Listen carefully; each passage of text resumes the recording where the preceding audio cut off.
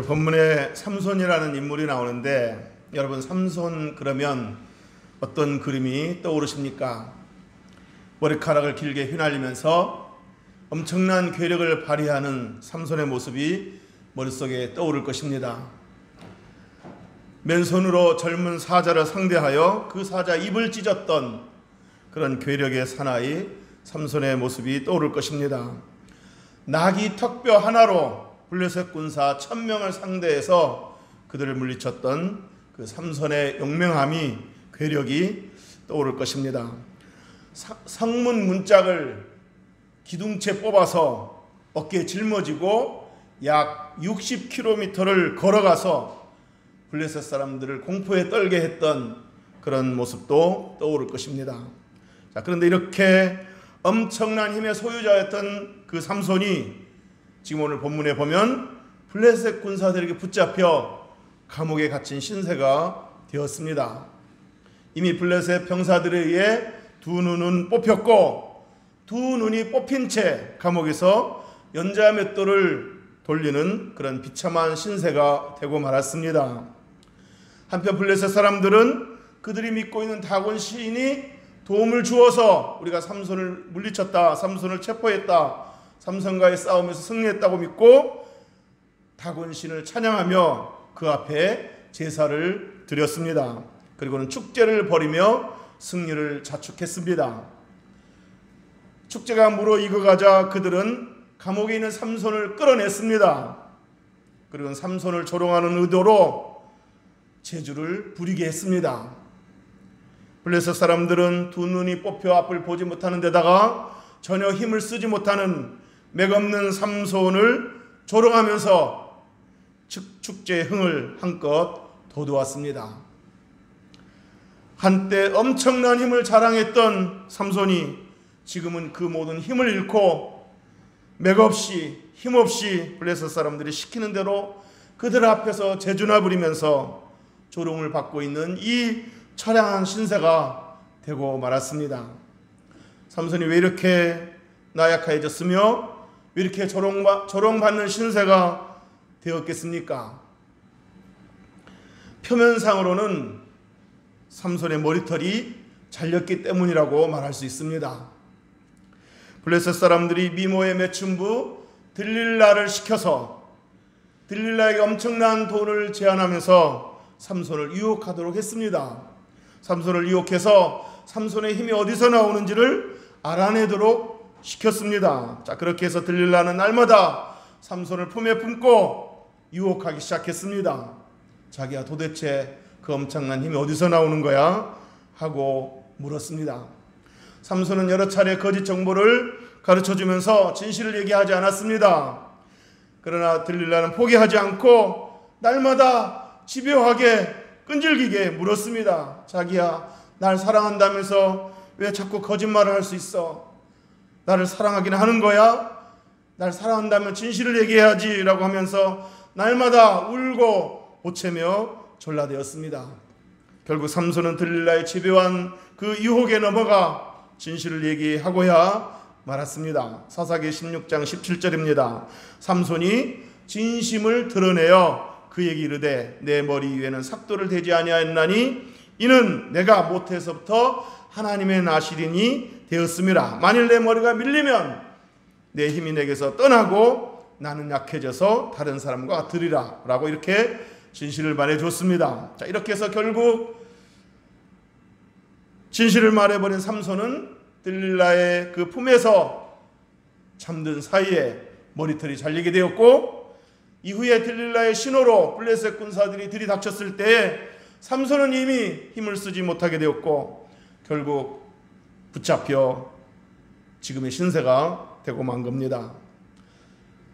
자, 그러나 여러분, 삼손이 힘을 잃게 된 것은 삼손의 머리털이 잘렸기 때문이 아닙니다.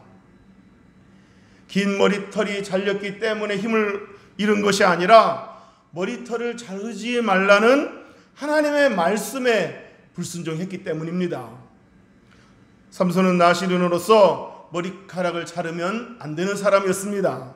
구약 성경의 나시린은 하나님이 구별해 쓰는 특별한 그런 직책을 가진 사람입니다. 나시르는 하나님을 섬기도록 특별히 구별된 사람으로서 세 가지를 금해야 했습니다. 민수기 6장에 보면 첫째는 술을 금해야 하고, 두 번째는 머리털을 자르지 말아야 하고, 세 번째는 죽은 시체를 가까이 하지 말아야 됩니다. 삼손은 나시르로서 이 세 가지를 금해야 했습니다.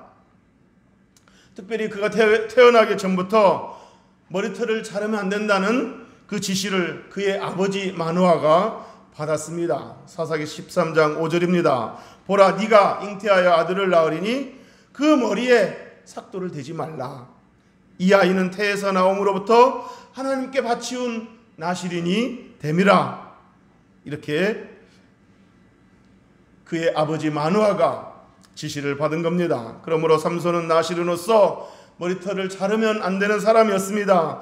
그런데 삼손은 들릴라 유혹에 넘어가 머리털이 잘리게 되었고, 그 후로 그는 힘을 잃고 말았습니다. 자, 그러므로 표면적으로는 삼손이 힘을 잃게 된 것이 머리털이 잘렸기 때문이라고 말할 수 있습니다. 그러나 엄밀히 말하여 그가 힘을 잃게 된 것은 머리털이 잘렸기 때문이 아니라 그가 하나님 앞에서 구별되게 살아야 하는 나시린이었음에도 불구하고 방탕한 삶을 살았기 때문이고, 머리털을 자르지 말라는 하나님의 명령을 어기고 불순종했기 때문입니다.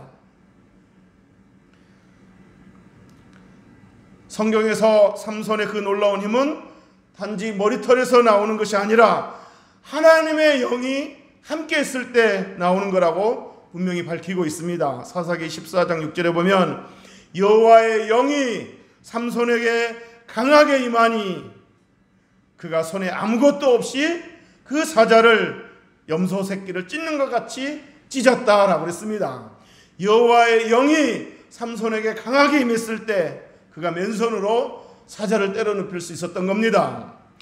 사사기 15장 14절에 보면 여호와의 영이 삼손에게 갑자기 임하심에 그가 팔 위에 밧줄이 불탄 삼과 같이 그의 결박된 손에서 떨어진지라 그랬습니다.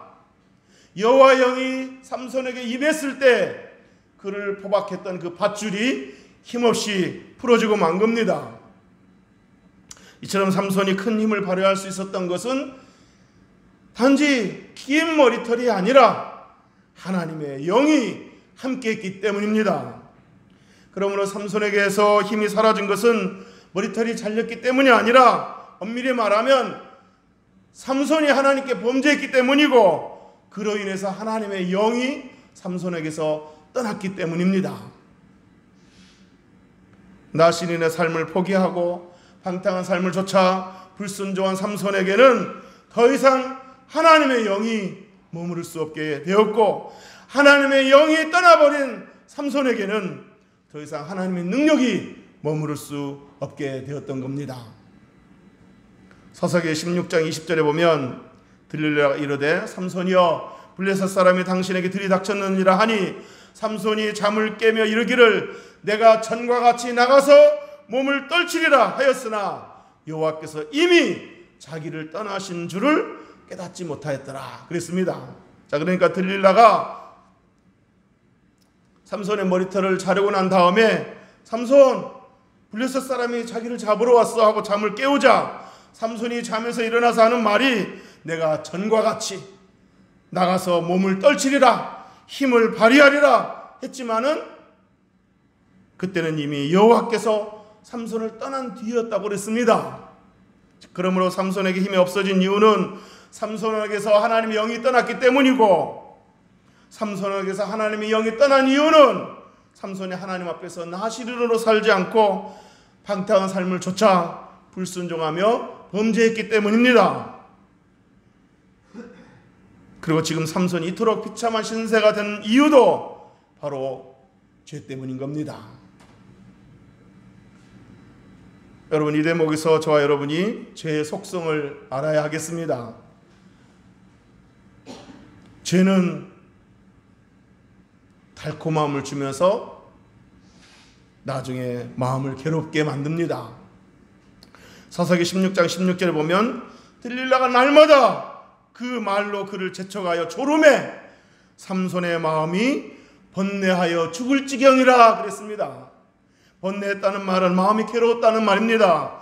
삼손의 마음이 번뇌해서 죽을 지경이라, 이 말은 삼손의 마음이 괴로워서 죽을 지경이 되었다는 겁니다. 자, 그러니까 죄는 달콤함을 주면서도 또 한편 마음을 번뇌하게 하고 괴롭게 만든다는 겁니다.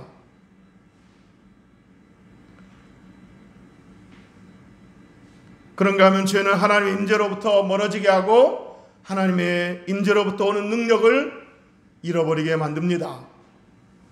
뿐만 아니라 죄는 모든 것을 다 잃게 만들고 삶을 비참하게 만듭니다.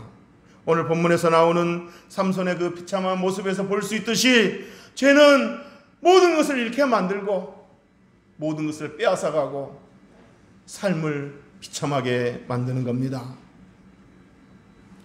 여러분, 이것이 사탄의 전략입니다. 사탄은 항상 우리를 유혹할 때 달콤한 것을 약속하지만 일단 우리가 그 죄에 걸려들면 그때부터 사탄은 우리에게 마음의 괴로움을 가져다주고 결국 모든 것을 잃게 만들고 비참함만 남게 만듭니다. 들릴라의 유혹은 달콤했지만 결국 삼손에게는 상실감과 비참함만 남았듯이 말입니다. 이게 바로 죄의 속성이고 이게 바로 사탄의 전략입니다. 사랑하는 성도 여러분, 사탄의 유혹은 지금도 계속되고 있습니다. 이 땅에 발을 딛고 사는 동안은 유혹받는 것 그 자체를 피할 수는 없습니다. 그러나 여러분, 그 유혹이 우리 속에 머물게 하면 안 됩니다. 유혹 자체를 피할 수는 없지만 유혹이 우리 가운데 머물도록 그 유혹을 품으면 안 되는 겁니다. 스웨덴 속담에 새가 내 머리 위로 날아다닐 수는 있다. 그러나 그 새가 내 머리 위에 둥지를 틀게 해서는 안 된다 그랬습니다. 우리가 유혹받는 그 자체는 피할 수는 없지만 그 유혹을 받아들이고 그 유혹을 마음에 품으면 안 되는 겁니다. 그 유혹을 계속 품고 있으면 결국 행동으로 옮기게 되기 때문입니다. 여러분, 요셉이 노예로 있을 때 형들에게 팔려 노예 생활을 하고 있을 때 그 집 여주인으로부터 성적 유혹을 받았습니다. 젊은 요셉에게 그 집 여주인이 날마다 눈짓을 하며 성적으로 유혹을 했습니다. 자, 그러나 요셉은 내가 어찌 하나님 앞에 범죄할 수 있단 말인가? 하나님이 감찰하시는데 하나님 앞에서 내가 어떻게 범죄할 수 있단 말인가 하면서 여주인의 유혹을 거절했습니다. 그리고 중요한 사실은 이 유혹하는 여주인과 같은 장소에 있으려고도 하지 않았습니다. 어느 날 여주인이 요셉의 옷소매를 붙잡고 놔주지를 않자 요셉은 그 옷을 벗어버리고 도망을 쳤다고 했습니다. 만약에 요셉이 그 여주인과 함께 있었다면, 내 마음만 지키면 되지 하고 그 여주인과 함께 있었다면 요셉은 범죄하고 말았을 겁니다. 그러나 요셉은 함께 있지도 않았고 옷소매를 붙잡고 놔주지를 않자 옷을 팽개치고 도망쳐버렸습니다. 특별히 성적 유혹은 도망치는 것이 상책입니다. 그 자리에 있지 않는 것이 상책입니다. 요셉은 바로 그 일 때문에 여주인으로부터 강간미수죄라는 누명을 쓰고 감옥에 가는 신세가 되었지만, 그러나 그 감옥에 있음으로 말미암아 애굽의 바로왕 앞에 서게 될 수 있었고 애굽의 총리가 될 수 있었습니다. 하나님은 유혹을 뿌리친 그 요셉을 총리 자리에 앉게 하시고 요셉을 존귀케 하셨습니다. 자, 그러나 삼손은 이와 달랐습니다. 삼손은 들릴라 유혹을 뿌리치지 아니하였고 그 유혹을 자신에게 머물도록 했습니다. 그 유혹을 즐겼습니다. 들릴라의 품속에 누워 있으면서 계속해서 그 유혹이 자기 마음을 지배하도록 놔두었습니다. 결국 삼손은 오늘 본문에서처럼 블레셋 군사들에게 붙잡혀 두 눈이 뽑히고 조롱받는 신세가 되고 말았습니다. 유혹을 품고 있으면, 유혹을 뿌리치지 아니하고 그 유혹을 품고 있으면, 그 유혹을 즐기게 되면 결국 행동으로 옮기게 되고, 그 행동은 나중에 사망을 가져다 주는 겁니다. 삼손은 분명 다음과 같은 생각을 하며 후회를 했을 겁니다. 지금 블레셋 군사들에게 붙잡혀서 두 눈이 뽑힌 채 제주나 부르면서 조롱받는 신세가 된 자신의 모습을 보면서 분명히 이렇게 후회를 했을 겁니다.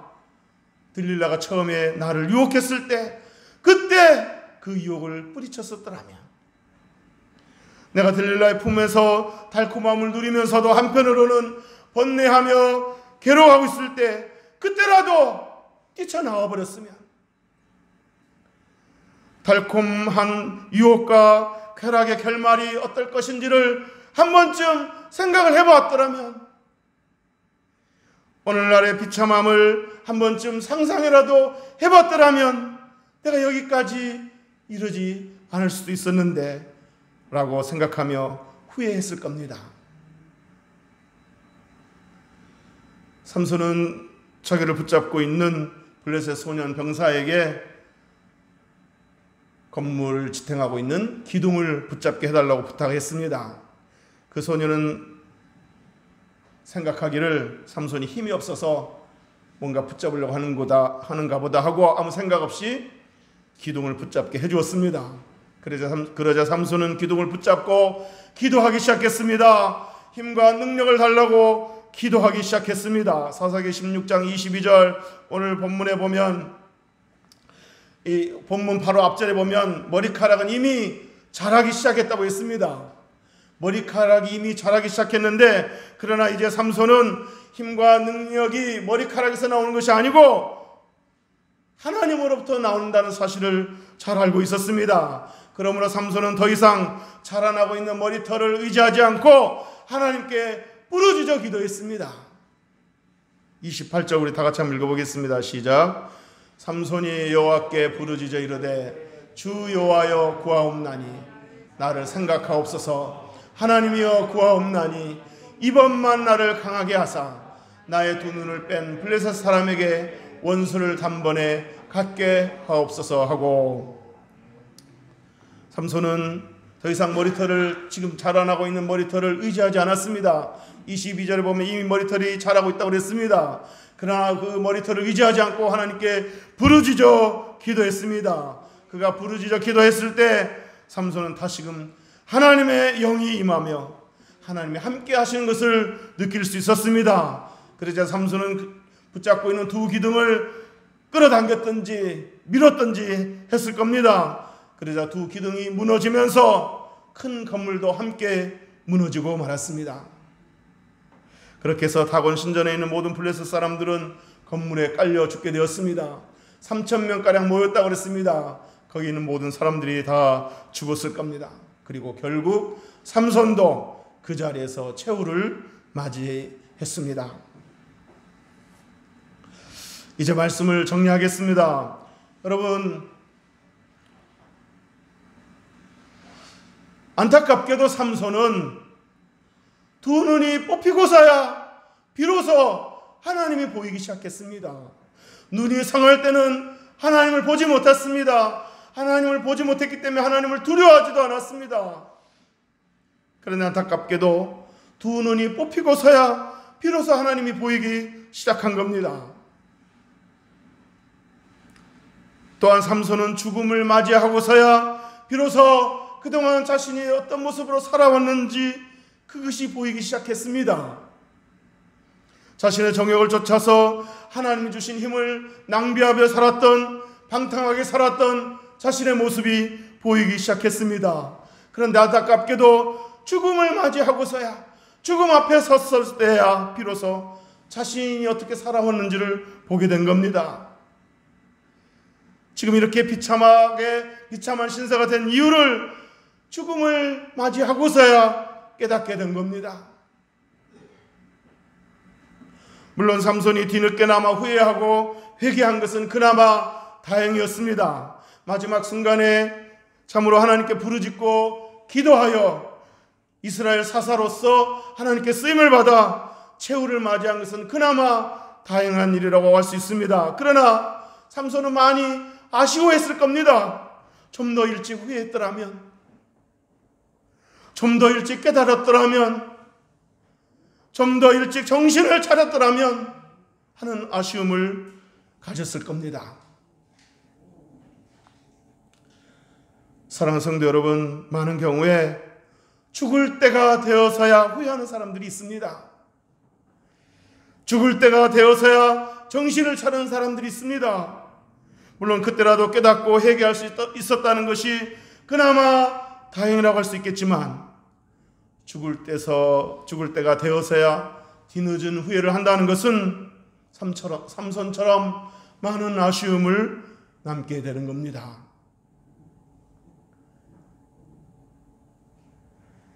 바라기는 죽을 때가 되어서가 아니라 지금 살아있을 때, 지금 건강하게 활동하고 있을 때, 움직이고 있을 때, 호흡하고 있을 때, 지금 물질이 있을 때, 지금 헌신할 수 있을 때, 주어진 시간과 건강과 물질과 삶을 낭비함이 없이